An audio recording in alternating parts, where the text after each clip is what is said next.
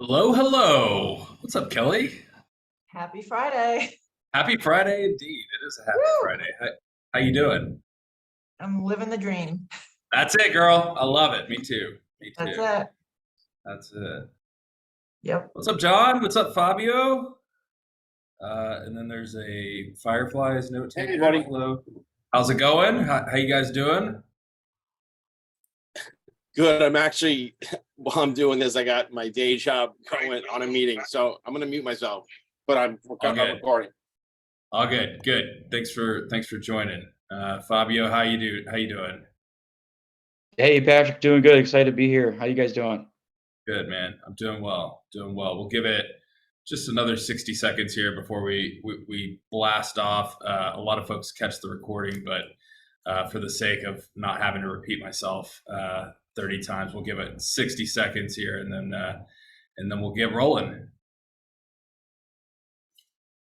Fabio, I don't think I've met you before. Out of curiosity, how'd you hear about the group? Yeah, I'm brand new to the group. I was referred into the group by Dominic Maiani. I don't know if you've touched base with him. He's part of Lazio search group, but he invited me into the group. Nice. Yeah. Yeah. I know Dominic. That's great. It's cool of him to do that. Very nice. Do y'all work together or just happen He's to a know each close other? family friend. I'm kind of launching my own recruiting company now. So he's been kind of a good resource to help me out. So Awesome. I'm just kind of joining these communities to learn and kind of help launch my business. Excellent. Smart. Good stuff. All right. Let Kristen in and then let's get it rolling.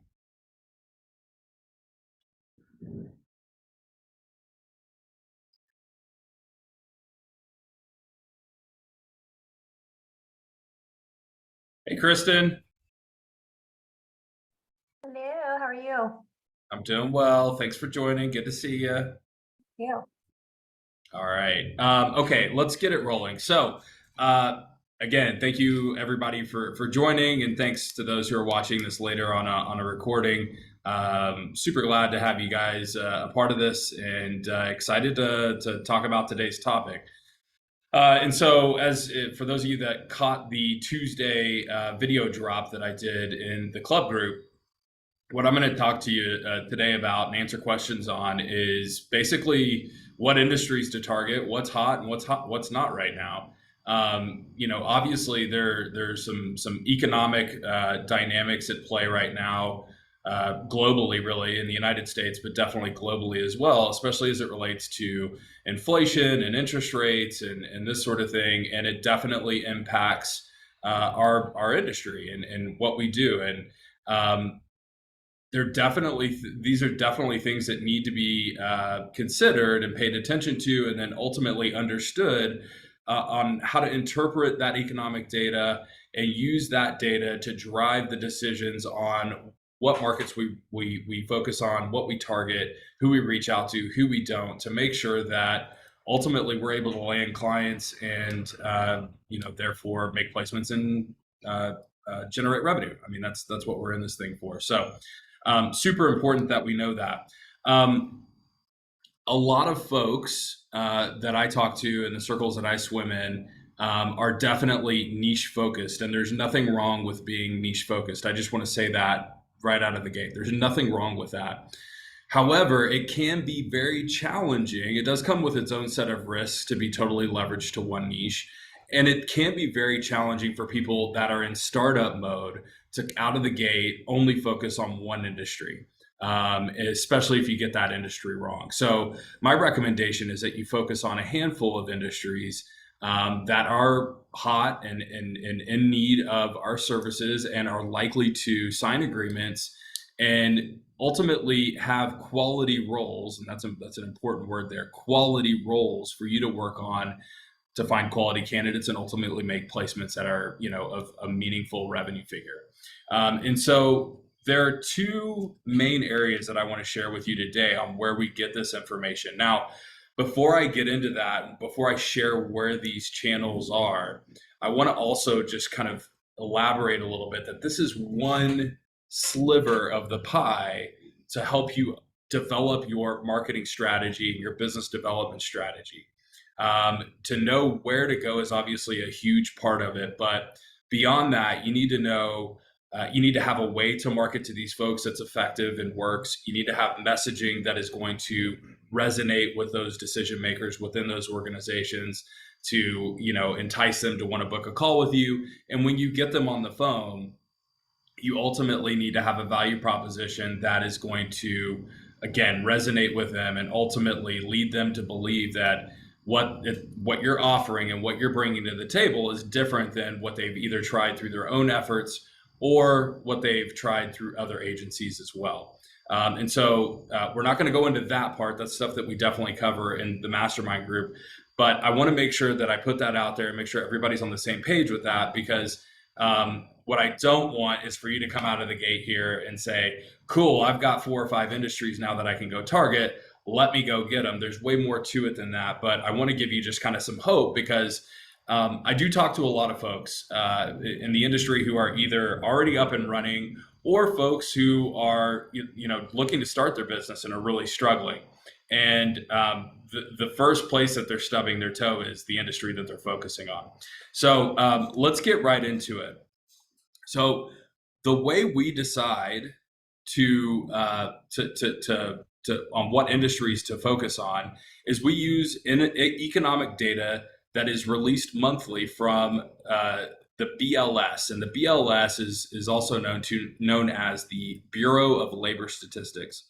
Let me pull up my chat here, and I'll drop these in the chat as well. BLS.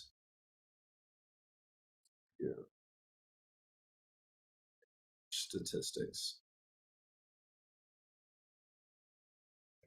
There we go. Send that to everybody in the meeting.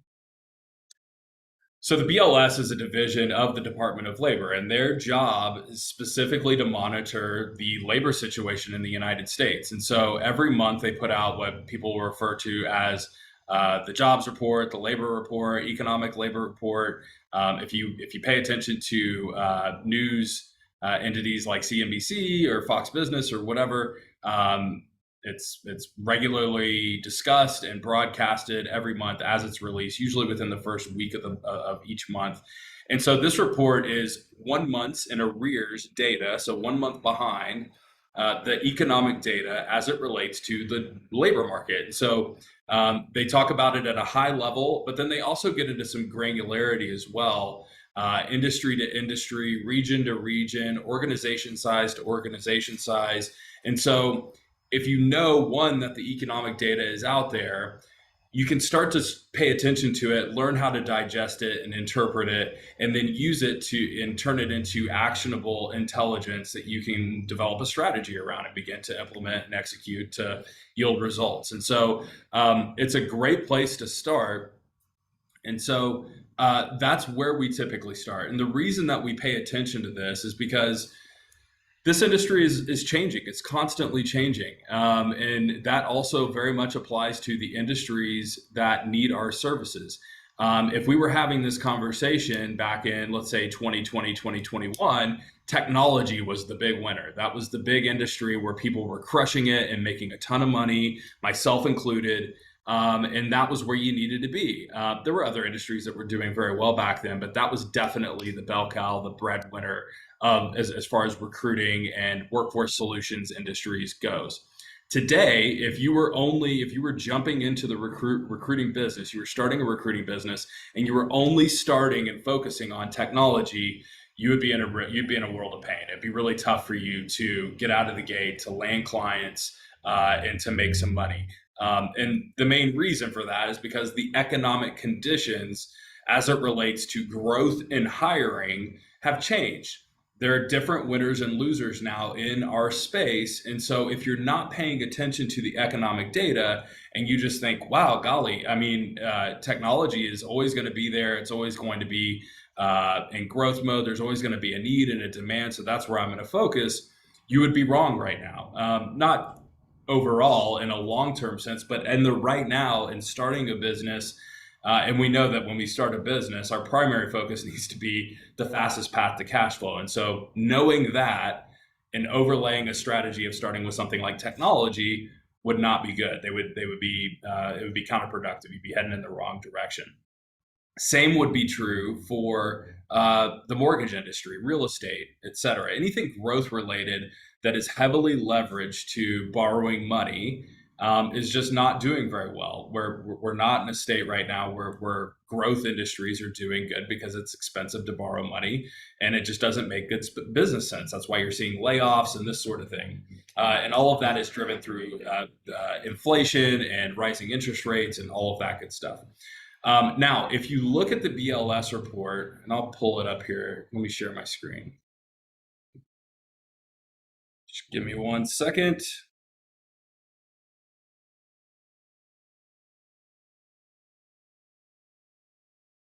Right. There we go. Okay. So if we come to the homepage, bls.gov is the website there. bls.gov. I'm dropping in the chat for you. So bls.gov, this is their homepage. And so there's a bunch of different information. They've got a lot of different economic releases, data on various things as it relates to the jobs market, labor subsets, regions of the country. I mean, just anything and everything that you could hope and want for. They've also got this tool here in the middle where you can, by region or by state, let's just go to California, by subject, you can look up whatever economic releases might be related to that demographic that you're paying attention, that you want to learn about. So let's say you wanted to learn about California employment. You could hit the go button, and basically it's going to give you state by state. We'll go to California here. It's going to give you all of the, within, I think, the last year or so, economic releases as it relates to that state specifically, and then whatever the topic is that you selected. So that's obviously very useful information. But also beyond that, if you scroll to the bottom here and you go to economic releases, you've got a number of different things that you should be paying attention to. You've got the latest releases, you've got major economic indicators, the schedule for new releases, employment and unemployment reports, inflation, et cetera. This is all stuff that's very important that as business owners in this space, you should definitely be paying attention to. You should definitely learn how to interpret and digest this. And you just need to be in the know. So this is something that I think most folks that I talk to that at least aren't in our program are not aware of. It's not on their radar at all. And they're just kind of using conjecture and making ad hoc decisions to decide on where they focus their business, the industries that they pay attention to, this sort of thing. And that's just not, that's generally, you're kind of gambling at that point. That's not a legit business strategy. Now, one thing that I will tell you about this BLS report is if you go and look at it, it's very dry. You can tell it is definitely written and derived from a government agency. It's very dry. It can be kind of tough to chew through. In our mastermind group and in our elite group, we go through on the important sections of this, like what's important to pay attention to, what's not important. When they say this, it really means that sort of thing. But definitely just at least getting some repetitions in and reading this and familiarizing yourself with it, doing your own research can definitely get you pointed in the right direction at the very least, and educate you on what's going on within the various industries in our economy and how it will impact your business as a recruitment agency owner. Now, one thing that I do like that I use in parallel to the BLS report is the ADP National Employment Report. So ADP, if you don't know who ADP is, ADP is literally the largest payroll processor on the planet. So as a result, because of that, they have a massive data set of their own that is very meaningful and very telling of the labor situation as it relates to our country as well. And they release their own version of the BLS report monthly in parallel, and it's way easier to consume. And so I'll drop that URL for you here, adpemploymentreport.com. And so this is a little bit more visual, easier to digest. They'll have a little blurb about, basically a press release, essentially, going over the data that they're seeing in their own system within their own usership, which is very insightful, and a lot of leading indicators as well. Even though it's a lagging data dump, meaning it's 1 month in arrears. So, for instance, the April report will be for the data collected that was executed in March, for example. But there are things that you can pay attention to and trends that are important to pay attention to in these reports. Also, it has this great visual here where it'll talk about change in unemployment, change in employment for the private sector. It will break down the different industries. Hello, anybody paying attention here? The different industries that are currently doing well, the ones that are not doing so well. It will also give you an indicator of establishment size, right? So companies that are 50 to 250, 1 to 19, 20 to 49, 500 and plus, so on and so forth.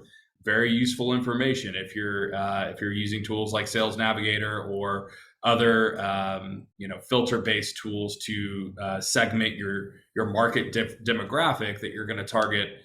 This is obviously very useful, and then it'll also tell you the regions that are doing well and the regions that are not doing well. So this is all very very useful information. This is data that you can use to make a determination that, okay, listen, I'm going to not focus on tech and I'm going to focus on construction. I'm not going to focus on the mortgage industry. I'm going to focus on healthcare, so on and so forth. And so this is very, very important, and it gives you kind of a guiding light other than just guessing or talking to people who know just as little or less than you do about where things are headed in our industry. Very, very important here. So take note of that. If you haven't already, make sure you jot that down and dig in on your own. And ultimately, if you come in, we're going to teach you exactly how to digest this and break it down and interpret it, because it's not as straightforward. It does take some experience and understanding that, and then creating a strategy around it to go and execute. But I definitely want to give those nuggets to all of you here in the call. Now, I get this question a lot, so and I did promise to give you a handful of industries that are doing well right now, and so I'm going to deliver on that. And so here are my top 5 industries that are currently doing really, really well in terms of direct hire recruiting in the United States. Healthcare. Healthcare is doing really well. And healthcare, generally speaking, is always going to do really well. People are always going to be sick, unfortunately. And so there's always going to be a demand for healthcare employees. And the great thing about healthcare is that it's a very broad industry. There's a lot of different pockets within that industry that are doing really well as well. The second industry will be transportation, supply chain logistics. Let's just kind of create that bucket there. That industry is doing really well, and it's actually on the upswing, even from where it was in Q1, earlier in Q1 this year. A lot of just constant need for the shipping of goods and services, a lot of import-export activity. And so that demand is still very, very strong. And when I talk about that, I'm not talking so much about CDL drivers and that sort of thing. I'm talking more about freight brokerage and logistics analysts and this sort of thing. Freight forwarders, 3PL, 4PL type professionals, very, very hot industry right now. The third industry that is very hot, semiconductors. Semiconductors has been doing really well for the last year and a half or so.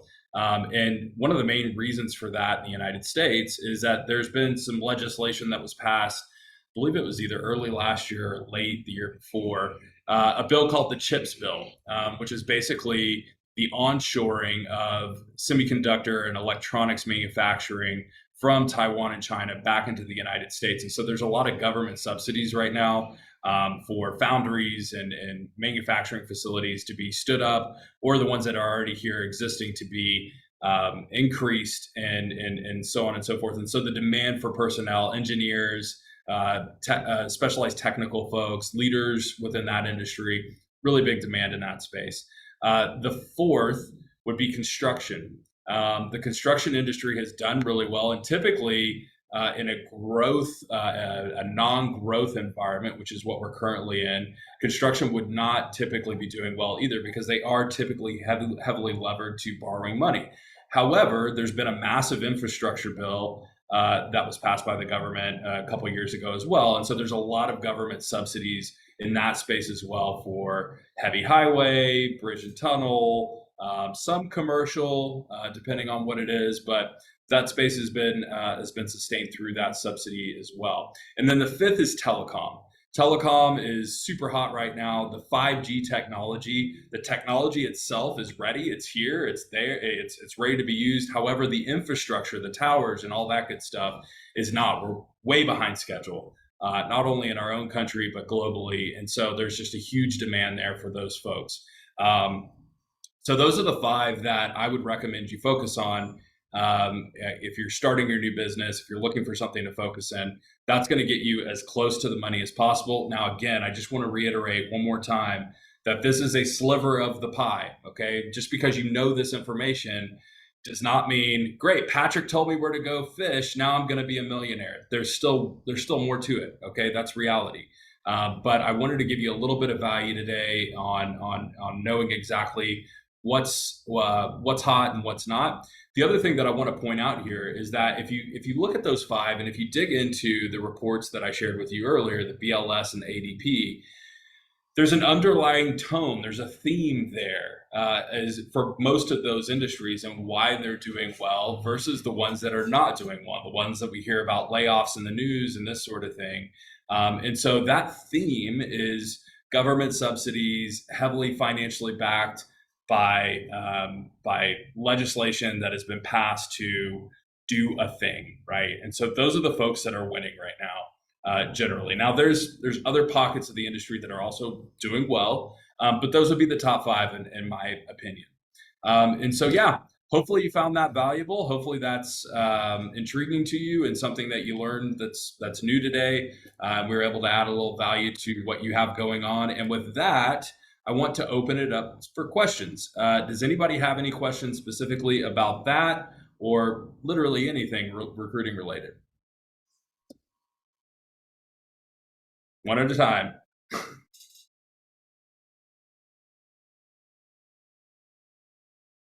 Anybody? I was just chatting with Qua in the chat, and he was asking me, well, how do you guys, find the candidates? And I was mentioning that yesterday or last week, you actually dropped about 2 alpha, sourcing strategy secrets, 2 out of 5, very deep, 99.7% of recruiters aren't doing this. And Definitely. You led us into those secrets last week. So he's going to check that out. But yeah. Absolutely. Yeah, definitely. Qua, thanks for joining. Thanks for asking the question, but definitely check out last week's recording. There's a number of different channels that you need to be able to tap into and strategies that you need to be able to execute to source and find candidates and ultimately deliver candidates to make placements. Obviously, that's how we get paid in this business. What I would first tell you, though, is that you need to develop a specific strategy and sourcing plan for each job that you're recruiting for, every opportunity that you're recruiting for. And the reason being is because every opportunity that you're recruiting for is different. It's got its own nuance to it. It's a different company, and even opportunities within the same company are different. They're different skill sets, different hiring managers, sometimes different locations, different pay ranges. I mean, there's just a lot there. And so because of that, the uniqueness of every role that you're working on, it really does command and deserve its own specific sourcing strategy. And so there's a number of different ways that we can source candidates, active candidates, passive candidates. But what's going to give you the edge as a recruiter and help you find candidates that are not easily found by either hiring companies or other recruiting agencies is zigging while everybody else is zagging. Okay, I can't stress that enough. And so I'll just kind of like rehash because I think we have a little bit of time here. Just a snippet of last Friday. One of the things that you need to assess about the role that you're working on is how muddy are the waters already in that opportunity that you're sourcing for. Meaning, how long has that role been open? How many other recruiters have come before you and tried to source for that opportunity? How much effort has been put in by the hiring company themselves? And being able to determine how muddy those waters are should be a big part of what drives you and in which direction in terms of the strategy of how you're going to go about finding candidates. Am I going to go post a job? Am I going to go to LinkedIn? Am I maybe going to go through other channels, which we do talk about? I'm not going to give you here, but you need to assess that and make a determination for that job specifically. What you're going to do, how you're going to go find this person and ultimately make money. If, and this is not just for you, but this is for everybody, if your strategy is a broad paintbrush and it doesn't matter what you're working on, you do the same thing every time for every role, you're playing the lottery. Okay. You're playing the lottery. It's not going to work that way. Sometimes you will make placements. A lot of times you will not. Okay. And so as a business owner, what we covet, what you should covet is obviously profits, but long-term sustainable profits, meaning I'm not just making 50K one month, I'm making 50K every month, right? It doesn't do me any good to make 50K one month and then go 4 months with nothing and then make another 25 to 30K. You're actually not doing very well. And that's a very stressful state to be in. And so if you don't have a strategic approach, that's what you're signing yourself up for, a ton of volatility in your business where it's kind of feast or famine, right? Some months are great, some months are not great. So definitely go back and watch last week's Friday Live. I kind of go into a little bit more detail than that, but we cover this super in depth in our mastermind group. I'd love to have you a part of it.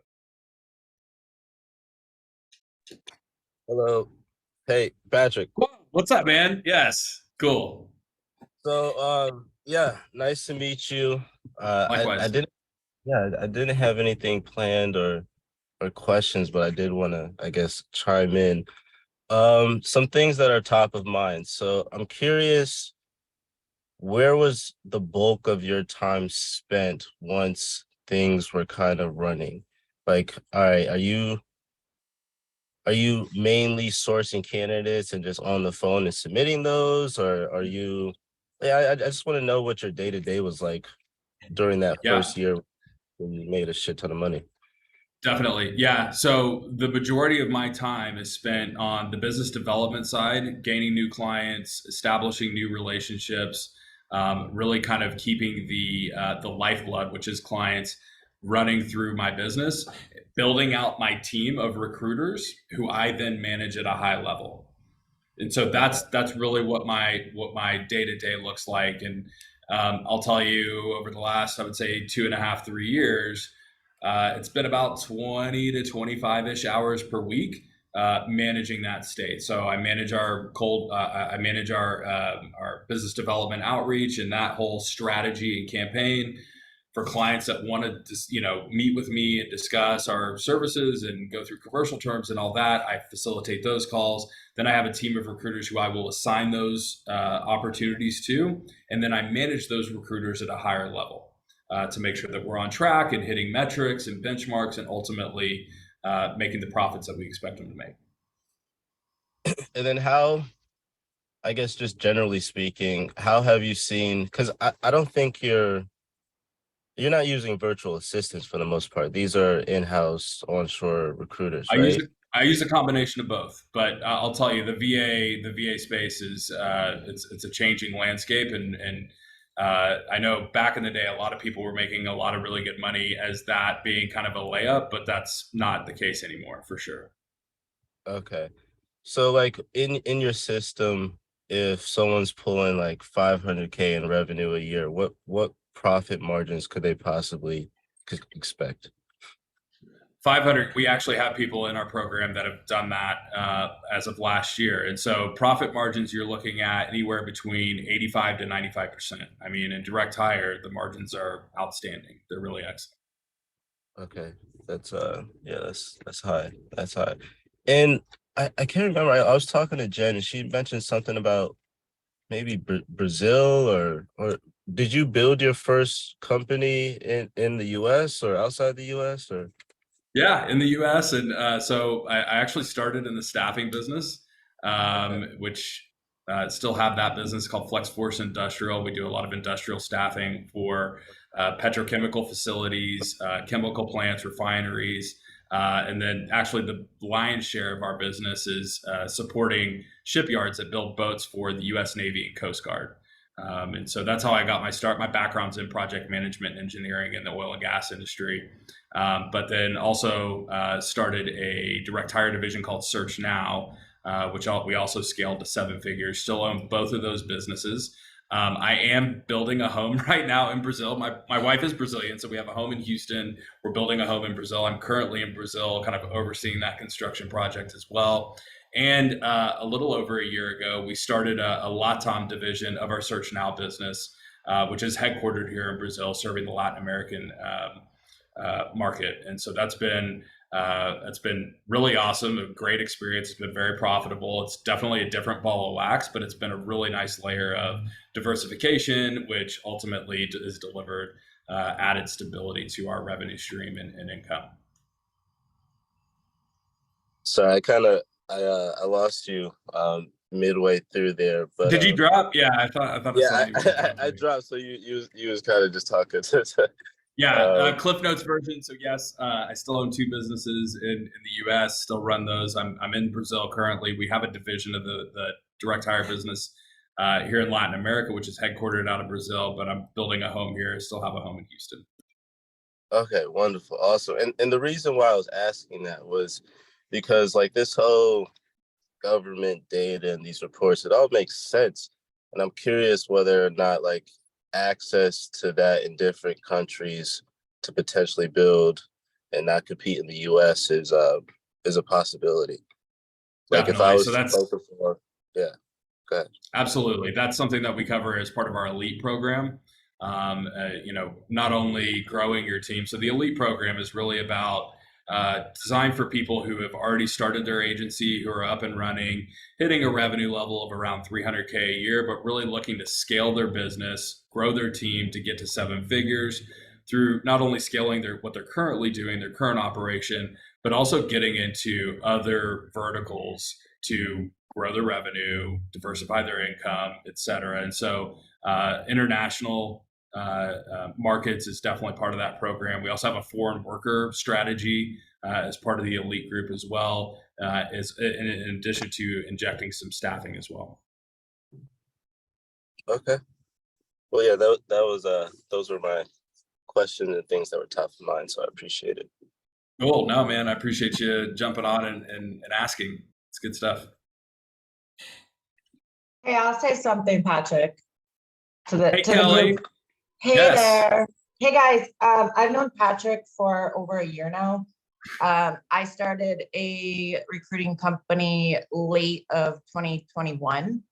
And I have to say that, behind the scenes, there's a lot more that goes into it in terms of like software and technology. I signed up with Patrick's program this year and it's been going great. You're part of a tribe and a community and everything's very, very helpful. So if you're considering maybe joining the group, I would get on a call with Jen. That's awesome. It's been Thank awesome. you. Also, too, let me say something here too. So I was listen, y'all. I was part of another program and they guaranteed 120 days. You'll get 10 high-paying clients or else you get your money back. They did not honor that guarantee. I was not getting 10 high-paying clients. They were telling me to go into my business and create 20 to 40 looms every single day that were not getting open. I was struggling really badly and I just started my business last year. And so the thing I appreciated about joining Patrick's program was that he came into my business, not only helped me set up my technology, but he's like here, like coaching me on like what to say in certain situations. And he's actually answering me. Like I'll tell him I have a certain situation going on. Whereas this other group that I was part of that y'all may be coming from, I wouldn't even get a response. And that was the company owners. So I just wanted to say like, it's a good experience as well, that they are going to, cater to you because he wants you to be successful. So I'm hoping that I get that success too. Awesome. Yeah. Thank you both.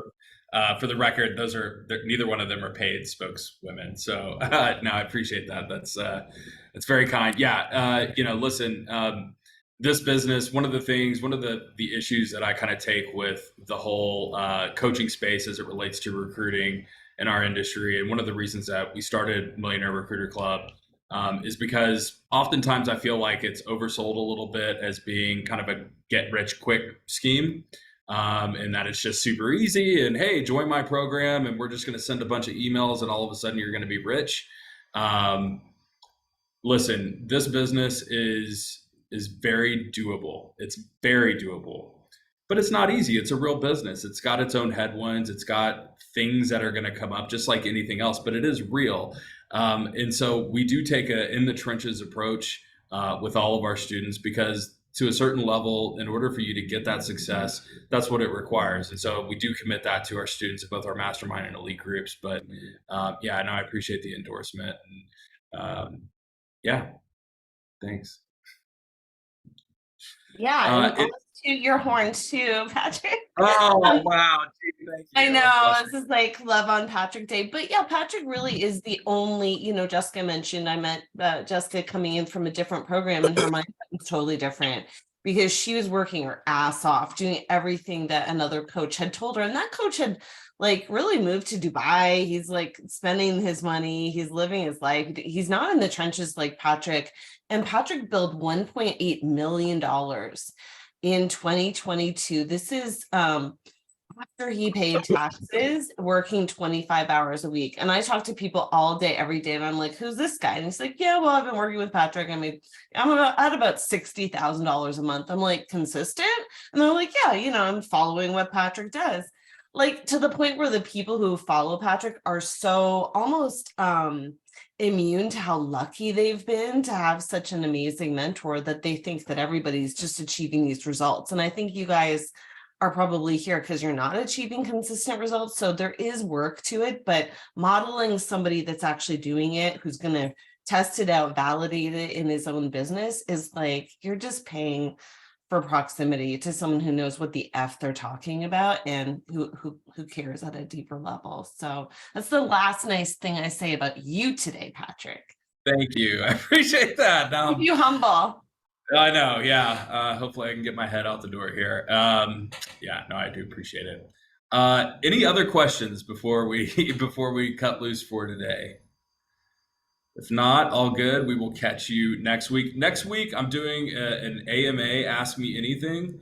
And so, take the next week over, think about things that you have been just scratching your head about, starting your own business, things that you are struggling with, unclear on, whatever the case may be. Bring the heat. I'll be here for it, and looking forward to answering your questions. I see Cornelius has his hand up. What's up, man? Yeah, before I let you go, I'm having some tax issues, and I was wondering. I had to. That's an inside joke. Yeah. We don't give tax advice in the group. I'm not an accountant. Disclaimer. Yeah. All right, everybody. Do you have anything else, or you just wanted to bust my chops? No. I just want to joke with you. Cool. All right, brother. Okay, everybody, have a great weekend. Be safe. Have fun. And we will catch you next week. All right.